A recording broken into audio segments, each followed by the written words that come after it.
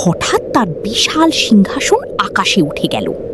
বজ্রের গতিতে তা ছুটে চলল অজানা এক রাজ্যের দিকে। আকাশ কালো হয়ে এলো, বাতাস প্রচণ্ড বেগে বইতে লাগল।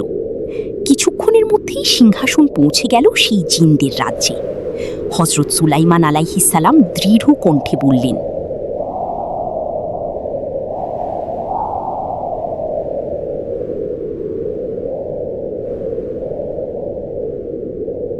হে অহংকারী জিন জাতি, তোমরা তোমাদের রবকে ভয় করো।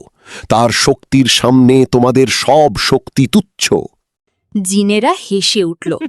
তাদের নেতা অহংকার করে বলল, আমরা কাউকে ভয় করি না, আমাদের শক্তির সামনে কে দাঁড়াবে? ঠিক তখনই আকাশ জুড়ে বিকট বজ্রধ্বনি হল। গর্জন, মাটি কেঁপে উঠল, চারদিক অন্ধকার হয়ে গেল।